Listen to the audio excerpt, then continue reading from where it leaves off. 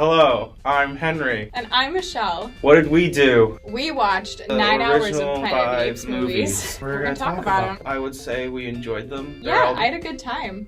Alright. Spoilers ahead. I had never seen all of them before. He was like, I you had need seen to see them them. before. My dad showed me the first Planet of the Apes. He really likes sci-fi movies.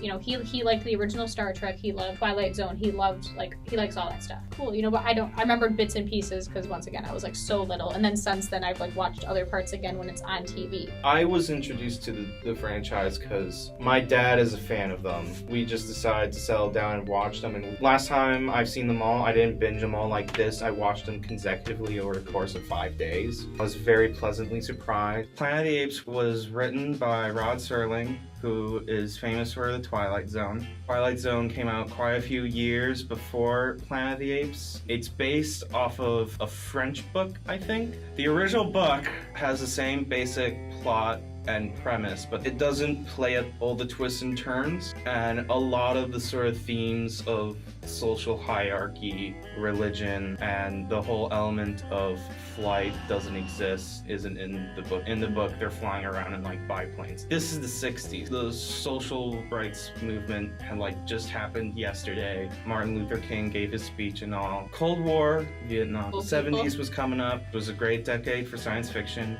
First, 2001, A Space Odyssey came out. Then Planet of the Apes came out. And then America went to the moon. So it was a great year for science fiction. First movie. Fantastic. Amazing. The first scene in the movie, we have Taylor. He's sitting in, you know, the spaceship. He's like doing a little monologue. He's While like, smoking a cigar. smoking a cigar. But basically, he's like, okay. According to Dr. Hasline's theory of time in a vehicle traveling nearly the speed of light, the Earth has aged nearly 700 years since we left it.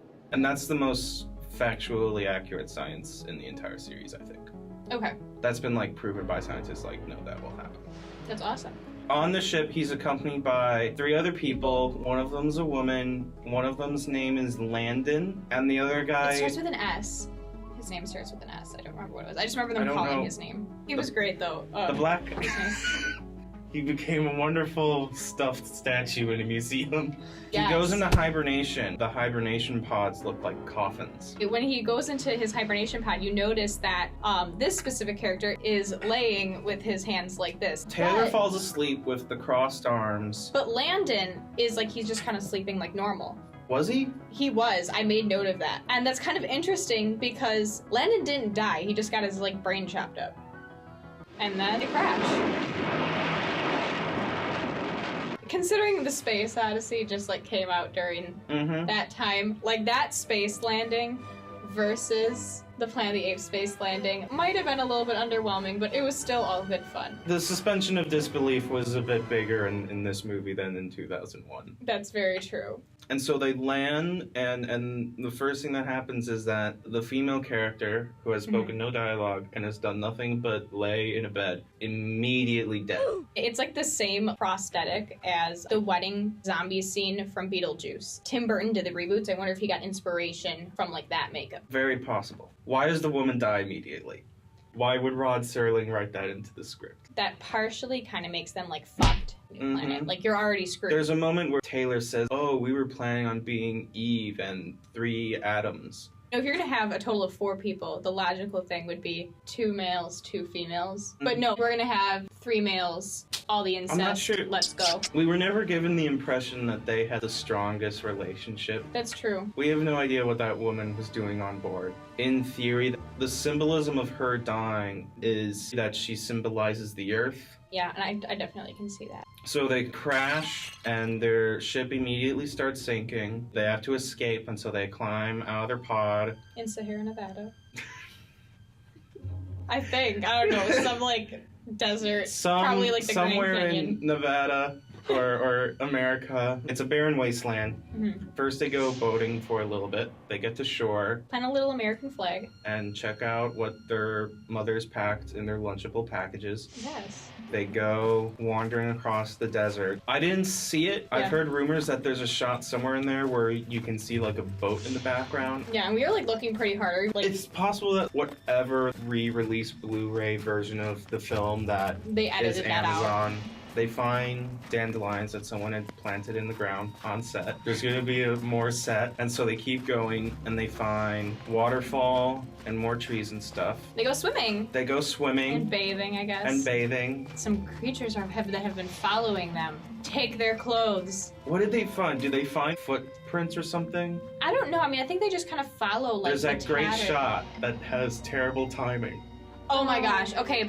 They're examining something on the ground, but it looks like they're gay.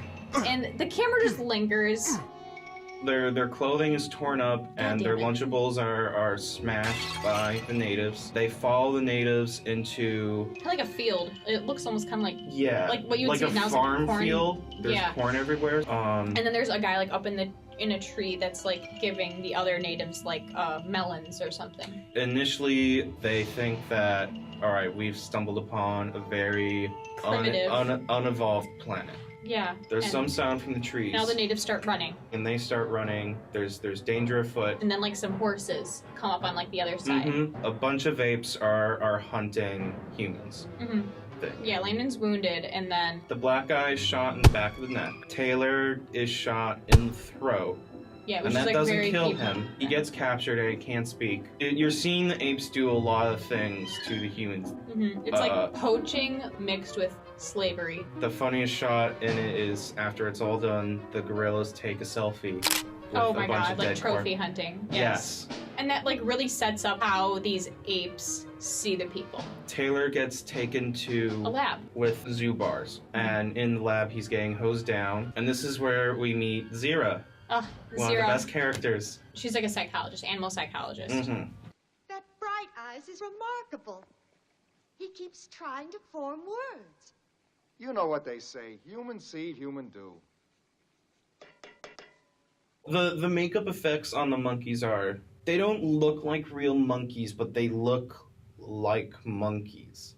You can see the eyes, and all the actors can get their expressions out. The only thing that was not covered in some way or another were my eyeballs. We're also Before. introduced to Nova. Is basically like a pretty female. All right, so we've brought up Nova. What is the point of Nova? Why is she there? What is her point? I think just maybe so like he kind of just has someone to be Mhm. with. He does mention that on Earth he never really had someone to like care for or whatever, Yeah. and then like now she He talks is, about like, how on Earth everyone was just fucking everyone, and there was no intimacy. it does show like a bit of like misogyny. He carries misogyny with him, and there are several moments in the film where that sort of comes out of him, especially with the way he treats Nova. I think maybe the idea is he's treating her the way we treated the Earth. He enjoys her when she's around, but if she tries to kind of like express anything, you know, like he's just kind of like shoots her off.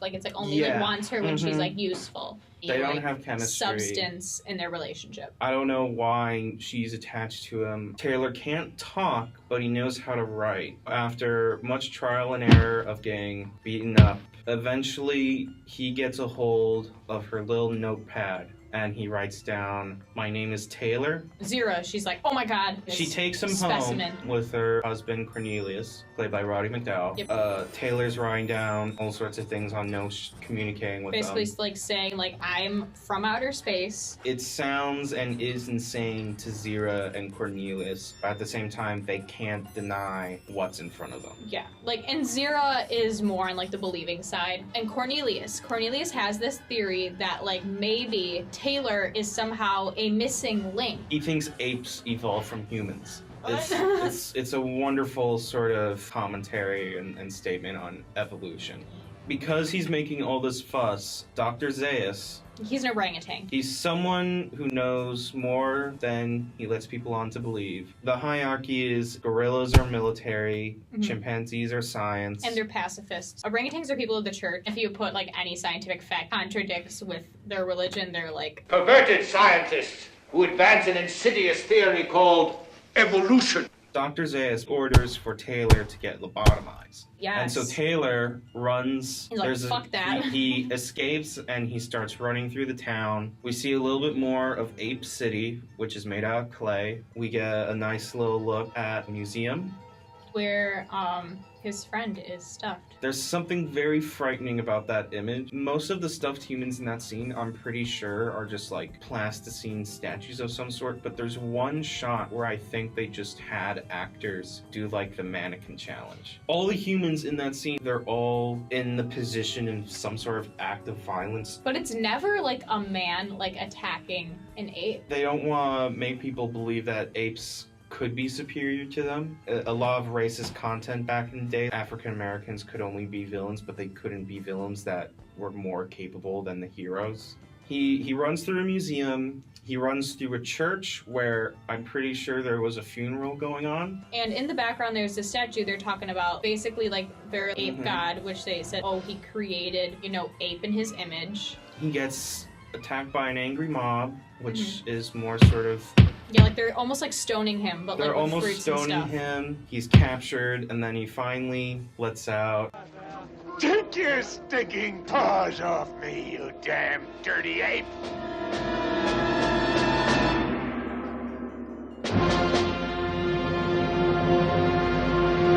So now everyone's seen a talking human, and this is mind-blowing to everyone. He gets separated from Nova because now Zeus is like, oh, we can't have the smart one mate. They basically want to put him on trial. They put him on trial, but they don't even know what the trial is for. Are they trying to prove that he's from another planet? And they keep saying, oh, he's A non-ape and therefore has no rights under ape law. Then why is he called the accused? That also really shows her like ability to like hold her own and like communicate and like She's argue and make strong-willed. valid points. In order to prove that Taylor isn't intelligent, they start asking him Questions.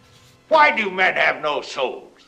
What is the proof that a divine spark exists in the simian brain? Huh? It's a lot like Salem witch trials. Where they're asking like questions that are basically like directed to make you fail, or at the same time where it's just like there's no separation of church and state. And Yeah, you're there's no just- separation of church and state. It's also very similar to when African Americans were first trying to get the right to vote. How many county judges in Alabama? 67. Name them. Some apes, it seems, are more equal than others. Taylor tries to prove his story by saying, I can point out my friend to you, and point out Landon. And when he finds Landon... That's him, that's Landon. Which one? The tall one in the back.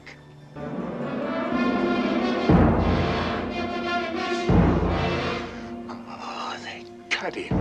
And he's like, you chopped up his brain. You knew. And he kind of looks at Dr. Zaius. He kind of knows that Dr. Zaius cut up his brain just to keep your little secret. Taylor's sticking to his story. Zaius confines him to a room to talk to him. Tell me who and what you really are and where you came from, and no veterinary shall touch you. In that scene, Dr. Zaius says, I think you have another tribe somewhere. Tell me like where you're from. You show me your tribe, or we're gonna have them like dissect you basically. He gets put back in the jail. Sorry, Zira and Cornelius. They're being charged with heresy. Heresy. Zira, Cornelius, and their nephew, they help Taylor break out with the carriage. They get to the Forbidden Zone. They get to a little sandy riverside. But Dr. Zaius and army of guerrillas catch up with them to try and prove to Dr. Zaius Cornelius's theory. Well, you know, see, we're on this beach right now, and like you're trying to attack us, but like there's a cave over there that has like the proof that I was talking about, like the proof that shows this thing, and they're like,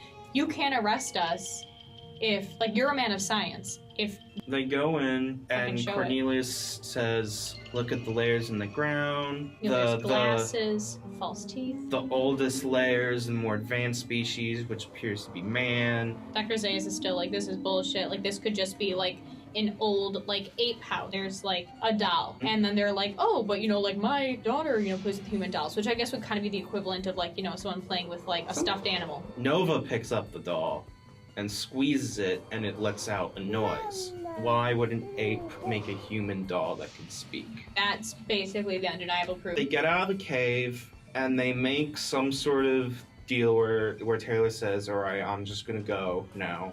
And Dr. Zaius lets him go. Taylor goes out, he finds something. You maniac! You blew it up! Oh, damn you!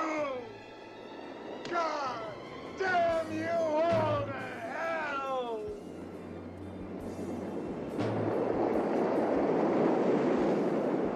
He's back. He He's back on Earth. realizes that the world has been ridden by nuclear waste, nuclear warfare. Which I definitely think has a tie-in with the Cold War. The Cold War was, going on this 10th space race. Yeah, the movie feels, and even the entire franchise a little bit, it's got a weirdness to it, it's got a weirdness charm that makes me love it. And it also feels like a Twilight Zone premise expanded to an entire franchise. Yeah, it definitely has that feel. Part of me almost wishes it was in black and white with that in mind. The main reason the first one is so great is just because it's able to juggle so many different topics in one movie. And so much commentary on like the real world. You've got racial allegories, evolution, religion. You've got the nuclear war. It's a classic. It's hard to beat. That one's great. That one's great. Now we're going to number two. Beneath the Planet of the Apes is the second Planet of the Apes film. In the first movie, there was a moment where there were weird thunderclouds, and you were rolling your eyes at that. In the second one, we get more of those. Wonderful there's effects. A lot more of those. Wonderful effects. Taylor is riding on horseback with Nova through a desolate New York City. There's kind of like an earthquake or something, the ground kind of opens and he's like, I want you to stay here. He gives her a dog tag. He starts to kind of go off on his own and he literally just falls through a rock. He's just and just disappears. This was the first point that I was like, what the fuck is this? We cut to a crashed spaceship. There's a man who looks exactly like Taylor. Literally. His name is Brent. I was so confused at first. I literally thought it was him. I didn't think they recast it. You thought it was Charlton Heston? I did. He's burying a grave of his friend, Skipper. He just didn't survive the crash. By coincidence, Nova meets him. She's on her horse and he's like, oh, native. Native, human, female, relief. Don't say that.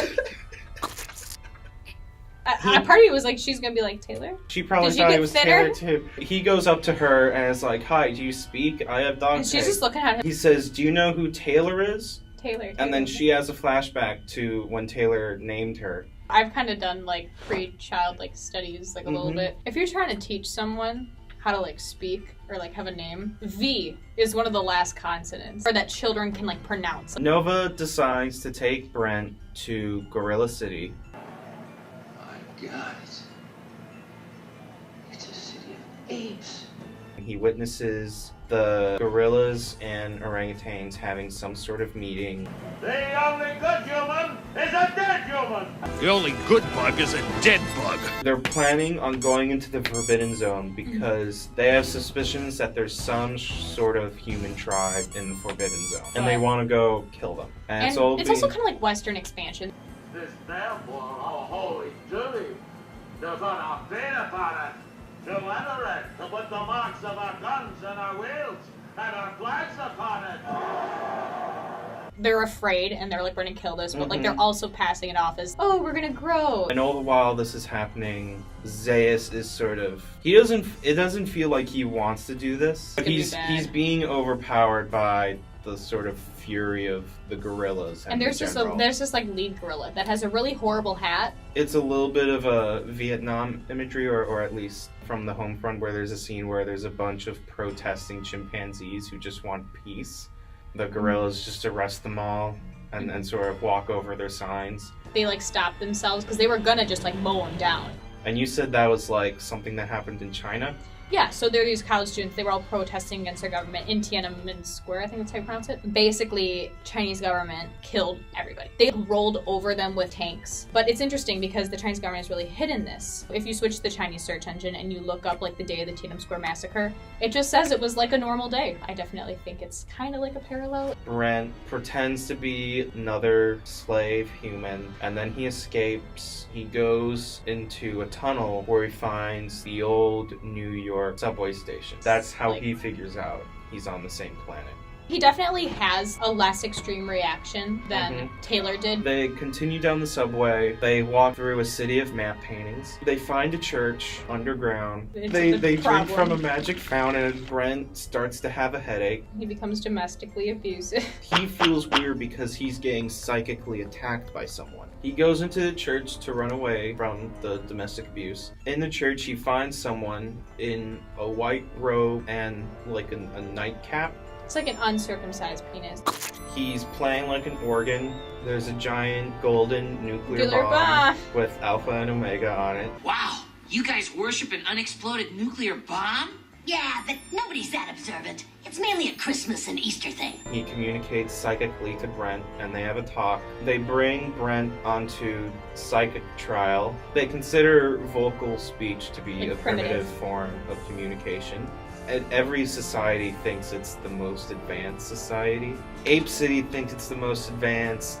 Mutants think they're the most advanced. In the later sequels, human beings think they're the most advanced.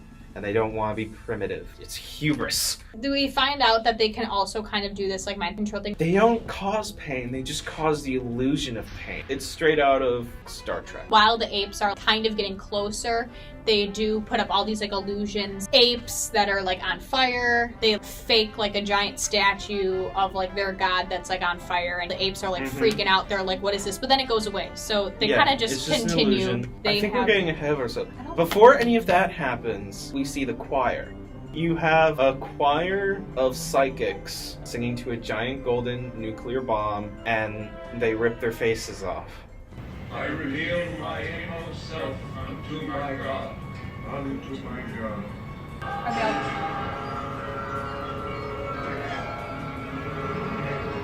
The writer took acid. It feels like there's some sort of statement being made, but you can't figure out what it is. Maybe that they're like everybody's the same underneath. We all bleed red. It's New York. Maybe this is supposed to be a representation of America? Like America worships violence? If Like you know why they rip off their faces in Beneath the Planet of the Apes, comment below and let us know.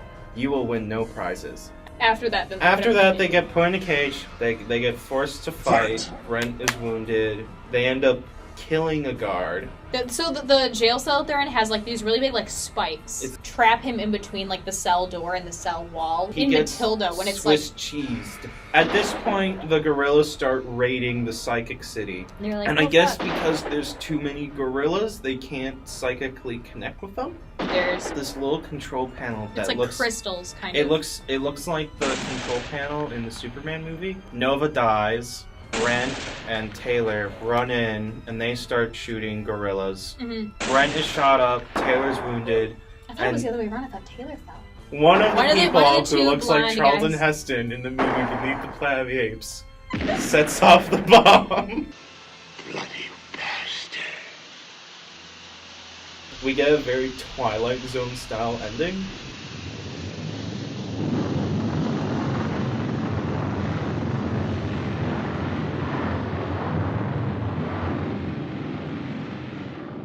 One of the countless billions of galaxies in the universe lies a medium-sized star, and one of its satellites, a green and insignificant planet, is now dead. It's such a dour and nihilistic way to end the movie. It's almost saying your life is hopeless and you should give up. That probably like didn't help with the already nuclear fever that everybody had of like, oh, we might die tomorrow, LOL. So the movie's weird. The It writers doesn't knew make it was much weird. sense. IMDb trivia says this one had a lot of rewrites. How was this the final draft? I said, how about if I set off this atom bomb and blow up the whole Earth? And they said, that's very good. The actor of Brent, apparently he did some rewrites on the script. The second one, it's not written by Rod Serling anymore, but it's still continuing his sort of fashion and tone. Definitely more weird elements than before. One Very thing I do weird. appreciate is they did keep like the same costumes. If you look at like a big superhero movie like Iron Man, every sequel has to redesign the costume all over again. There is something nice about just seeing a franchise that stays consistent in costume design. I mean, that was kind of it. Yeah, Are we good?